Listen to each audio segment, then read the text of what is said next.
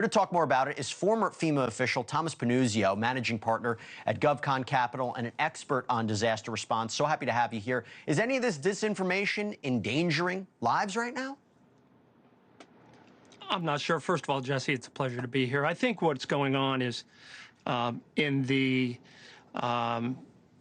vacuum of leadership, there's a lot of pointing fingers. And I think I would recommend to the governor that you can't treat facts and misinformation as the same. So the fact is that a reservoir was offline. A fact is that LA County and its fire budget per capita is one of the lowest fire budgets of any metropolitan city in the country. The fact is that there were not enough air assets. There weren't enough personnel. There's not enough equipment. And there's certainly not enough investment in critical infrastructure to avoid a situation like we're seeing. Now, is this historic? Absolutely.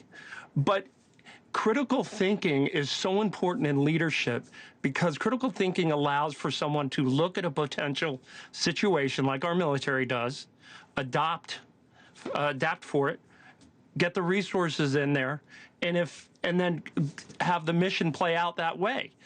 In this situation, that's completely the opposite of what they're doing. They weren't prepared, therefore they weren't able to deploy assets, therefore they were immediately behind the curveball in terms of a response. And it's really frustrating because the people of LA deserve better.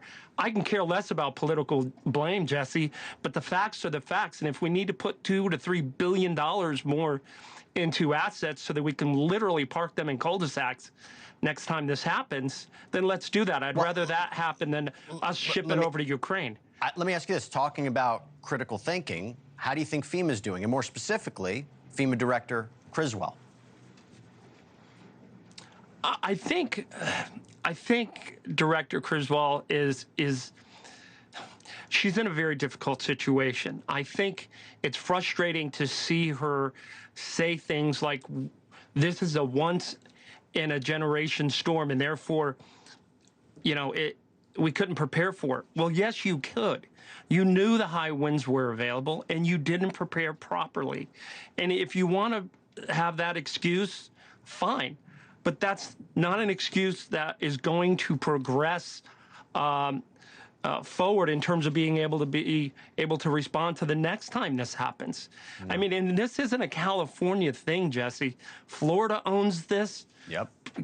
North Carolina wasn't as prepared. Yep. It's a situation where we're not prepared on the federal level, so we can't be at the state level, which means we don't have the assets at the local level. It's frustrating to so many people because something like this happens, and the first task is protecting lives, saving property, trying to stop the chaos, and then it's, oh, what did we do wrong and how do we prevent this? I mean, it shouldn't take something like this for that to happen. But anyway, Thomas Panuzio, thanks so much for coming on. Appreciate it. Thanks for watching. Go to joinnn.com to find NewsNation on your screen, and don't forget to click the red subscribe button below to get more of NewsNation's fact-driven, unbiased coverage.